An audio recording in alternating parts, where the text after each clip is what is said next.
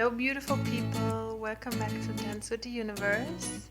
I have a really awesome episode for you guys because I'm talking about something that I truly, truly love, that I consider my passion, and it's part of me, part of my life, and that's dancing. Woo! And I think every one of you can relate in some way to dancing. You don't necessarily need to be a dancer to understand and to feel, what dancing does with you. Maybe you like to go out with your friends on the weekend. Maybe you like to go to a dance class. Maybe you just like to shake your hips when you're alone. Or dance with your partner. I don't know, it doesn't matter. Music is something that connects us all, and dancing is just moving your body to the music. I want to talk with you about my experience of the dancing world because I was really inside of that. How I see that dance is really possibility and a tool to discover yourself, to get rid of all the judgments and bad thinkings you have about yourself, and that you can really rediscover who you are and how you want to express yourself and communicate with the outside world. I hope you enjoy it, and let's dance with the universe.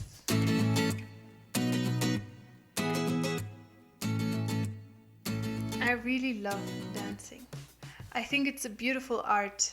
You can shape your body and you can really express your innermost self. When you dance, you also don't just connect with yourself, but with the people who are watching you and the people that dance with you that share the same passion.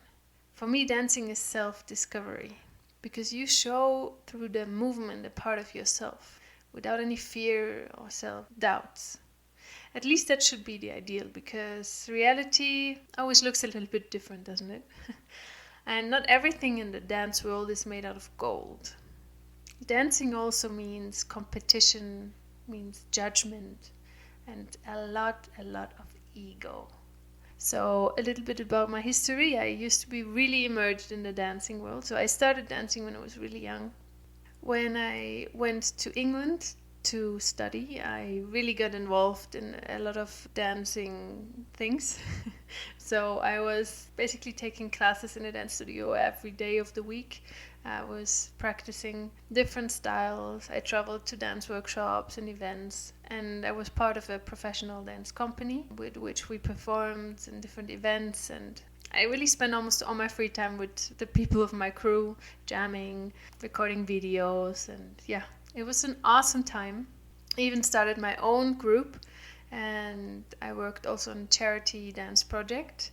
So I was really 100% involved in the dancing world, and I really felt awesome. I mean, it gives you that kind of confidence and power. It's incredible.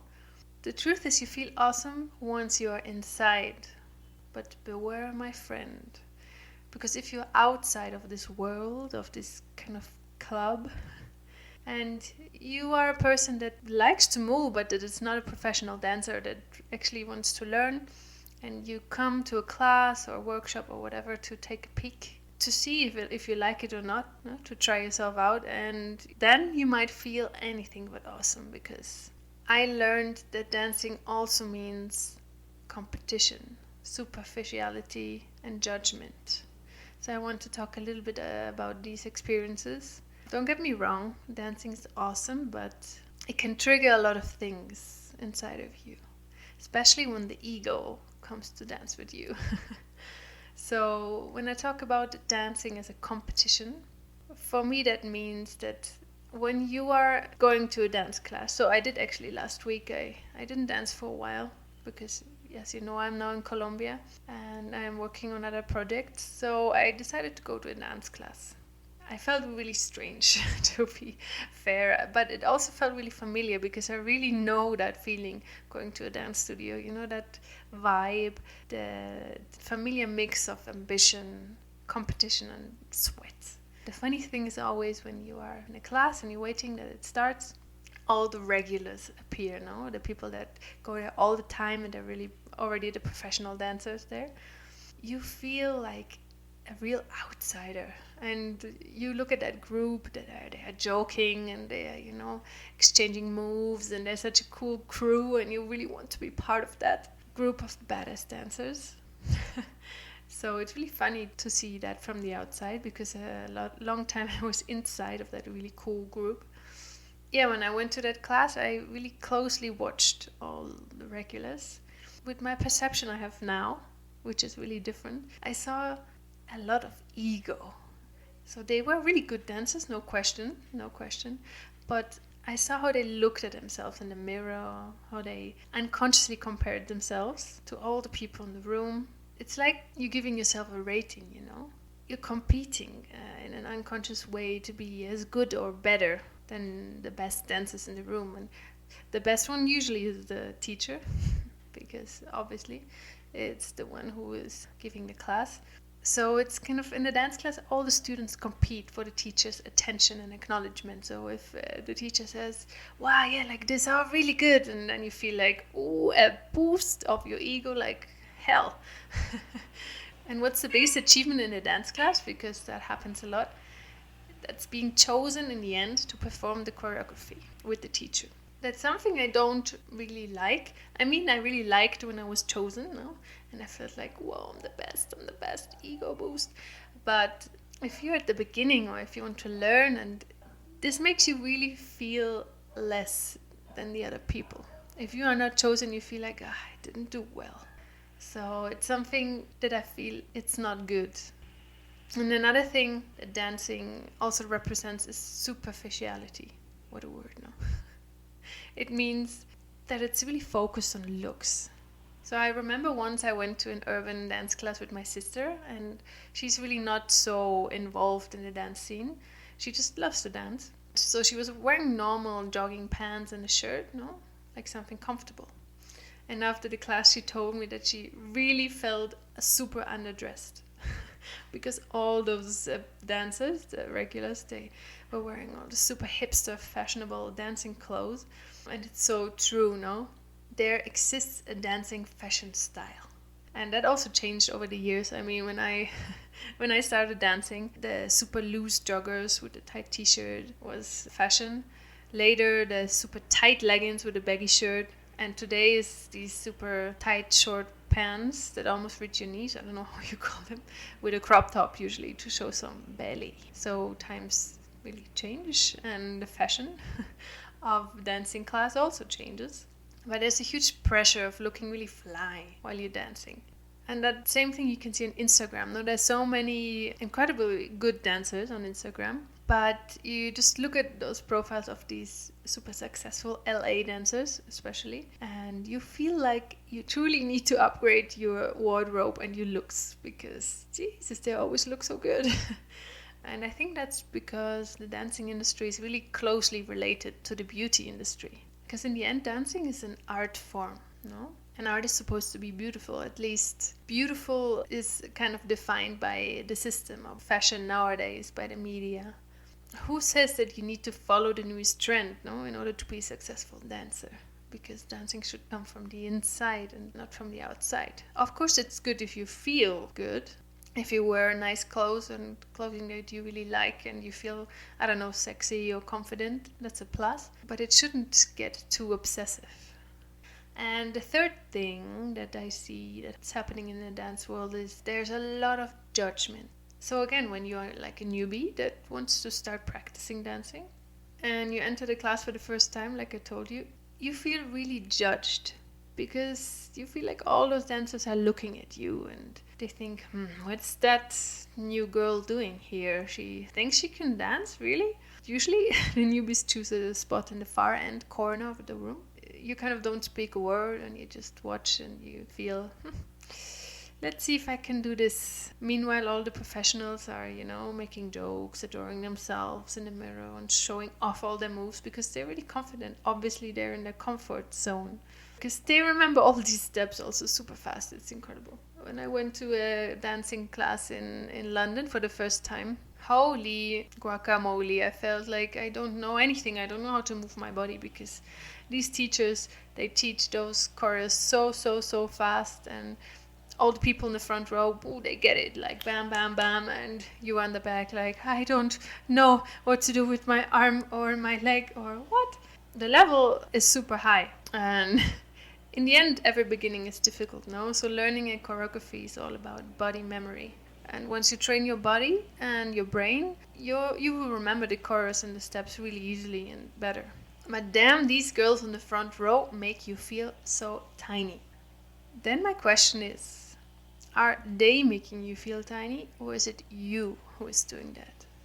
Because the truth is, dancing has the ability to bring out a lot of your own insecurities, self beliefs, and judgments that you have about yourself. So, with these ego things and competition and judgment, I want to be really careful because I don't think that dance is competition. Dance is superficial, dance is judgment. It's just what the people make of it. Dancing itself is really pure, innocent, it's magical. But the key is to unlock this magic and use this beautiful tool to find yourself. And I'm now only speaking about the experience in the dance class, but you can also relate it to, for example, the experience of going to a club. Because it's the same, no? There's those people that are really, really good on the dance floor, dancing, shaking, and some people that just feel super inconfident and they are like, what? I need to drink like 10 tequilas to even shake my hip a little bit. And, you look at those people that are just busting their moves on the dance floor and you feel kind of less. You feel kind of, oh no, I cannot do this. I don't want to. I'm going to go outside and smoke a cigarette. And yeah, that can be related to many situations, not only to the dance class. And traveling actually changed my perspective on myself first, and at the same time on dance. A lot, a lot, a lot. And I want to tell you a little story. When I went dancing in Cali, Cali is like it's a city in Colombia and it's the salsa capital of South America. So it's really famous, and I went to the most famous salsa bar, and holy crap, the dancers in there were incredible. I mean, I came in there with some friends, and you would just, oh wow, because they were so many incredible professional dancers, twisting and turning, throwing all kinds of shapes. I was really in awe, but then I started to really look at them more closely, and I felt like something was missing. Because when I stopped looking at their feet and started looking at their faces, I saw, well, nothing. It was kind of grim, tense, and really concentrated on the moves. They looked kind of bored. So that is where I ask myself, do you even enjoy dancing? I mean, you are really good, but do you enjoy it? Isn't that supposed to be fun? Then someone asked me to dance, and ooh, I started to smile and was like, yes, let's go. Because for me, dancing should be like eating your favorite ice cream, or taking a picture with the person you really adore, or it should be like unpacking your first Christmas gift, or it should be like kissing the guy you have been in love with since forever. It just should make you happy. I mean, personally, when I'm happy, I smile with all my body. It's like a reminder saying, hey, this is supposed to be fun, right? Well, then show it. Believe me, I'm not the most professional salsa dancer at all. I don't come even close to the skills of the other people, but I was just like, well, I'm just gonna enjoy it. So I have something that they lack. Because I don't care about the other people that are watching me in that moment. I don't care about being super professional or perfect. I do not pressure myself in being the best. I just kind of have fun. And that's something that I can recommend everyone that's also feeling that pressure in the dance studio or in the club. Please don't care about the others. It's your moment. It's you and the music. And that's all that counts. And you just feel the music and move with it. It doesn't matter if you know hip hop, house styles. No, it doesn't matter. It's just what matters really is that you feel it. Because everyone can dance, in my opinion. Everyone can dance. Because everyone can move their body. And everyone has that memory inside of their body that we need to activate. because it means kind of to let go of your mind, because who's telling you all these things of, no, I'm not good enough, no, this person is much better than I am, no, I look ridiculous dancing, no, oh god, I cannot remember the steps. Or it's your mind. So you shouldn't dance with your mind, but you should dance with your heart. And if you do that, people will recognize you. In that moment in the bar in Cali, when I was just dancing and letting go of all these things inside of my head, I felt so many people watching me, getting infected with my radiation of joy, and they started to smile. And that made also people approach me, telling me, wow, you dance really amazing. And even if I was not the best dancer in the room, but I was probably enjoying it the most. Other really good dancers actually came to me and asked me if I want to dance with them, because they see that I don't care about being super perfect or looking the best. No, I just had really fun with them. Actually, they could enjoy it. And that's what it's supposed to be. You don't have to prove anything to anyone. I can be sexy, I can be stupid, I can be crazy, sensual, whatever. I want to be in this moment of music, of being really with the music. And if you dance with a partner, of joining together forces to move to the music, to the rhythm. You can only do this when you're not in a constant dialogue with yourself, wondering how you look, if you're doing the step right, or if others looking at you, judging. No, you should just do it. If you dance, just do it. Yes, it requires a lot of confidence. Less confidence in yourself, more confidence in the moment. That you're free to do and express everything that is you. I want to share with you one beautiful dance experience that can really truly help you to unlock this freedom and to let go. It's called ecstatic dance. I also got to know ecstatic dance while traveling. It's the total opposite of the in-studio choreography. It's kind of the hippie version of a dance class. So basically it's people of all ages, shapes, genders, beautiful people, ugly people. No, it doesn't really matter if you are a hipster or a hippie. All of them, they come together to dance freely and without any conditions. So it's like a room, or it's outside also, and there are no mirrors. You cannot look at yourself. You shouldn't actually. And there's no teacher. And the music can be anything. Anything. Usually that kind of dances, they start with the meditation, kind of put an intention, and then the music starts. You usually start with closing your eyes and just listening to your body and really start to move how your body feels in that moment. And it's such a liberating experience, because you can just move like you really feel it, without having to fit any dance style or to impress anyone or to follow any choreography. You're totally free. You can choose to sit down and meditate. You can just walk around. You can just stand there with your eyes closed and feel. You can interact and dance with others. You can dance on the floor, on the walls. Really anything. You should just express yourself in a free way. And usually there's also no alcohol served, only like teas and water. So it's like being in a club, but without the pressure of looking a specific way, or of dancing in a specific way, or of being drunk. It's like super cool. I really love it. When I first tried that ecstatic dance, it was in Mexico. It felt really strange actually for me at the beginning, because you're not used to that. Usually you're used to being, watched and judged. So suddenly there's no one that looks at you, that watches you. It's really strange. And I felt really lost, because I was like, oh, I need to really dance with myself, for my inner self. I don't have anyone telling me how. The truth is, most of us don't really know their own style. Even the most gorgeous dancers that can do all the choreographies, they actually don't have any idea what's their own style. Yeah, they know a lot of steps, but it's different to know yourself. I mean, when the moves really come from the inside, so there's no limits really. And suddenly, actually, I felt this voice inside of me that was kind of telling me, let's see if someone is watching me. Let's see, because I wanted to get attention. See, oh, she dances good. Wow, yeah, that gives me motivation. Or someone looking at me like, oh, I don't know, I don't like her style. And then I judge myself. It's really crazy when that voice comes in. It was really beautiful, because I really discovered my dancing style in a way, without listening to all these voices outside, inside. And I only danced from my body memory. Because this one quote that says, dance like no one is watching. That is ecstatic dance. It's so beautiful. It has the ability to really make you find yourself while you dance. If you are interested in ecstatic dance, you can find groups of ecstatic dance basically in all the big cities. Just check it on the internet or on Facebook. So, my conclusion about dancing is that I feel like we should unite these two worlds and bring this awareness and freedom into the dance studio, into the clubs, so that everyone will feel welcome and good enough and they can really explore who they are with the music, because that is what matters.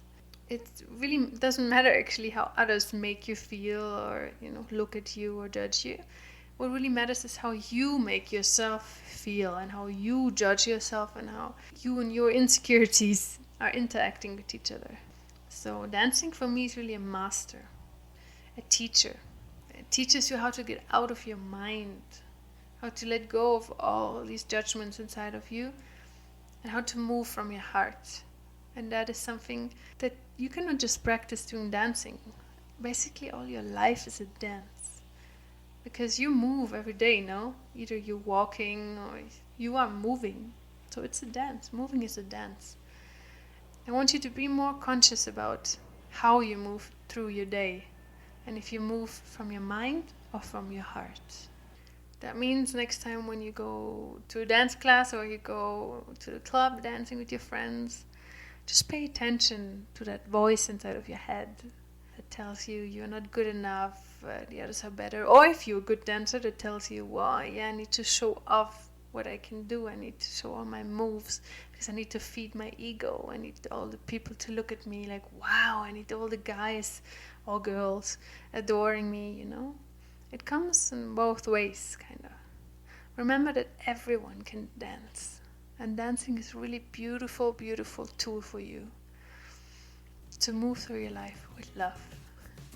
So thank you guys for joining me on this Dance with the Universe. It's a really beautiful topic for me, and I hope you can explore that a little bit in your daily life and dance through your life. Woo! If you liked the episode, please give me a good rating and follow me on Instagram and Facebook at Blusandia. I would love to connect with you and maybe we can go for a dance. Muchas gracias y mucho amor.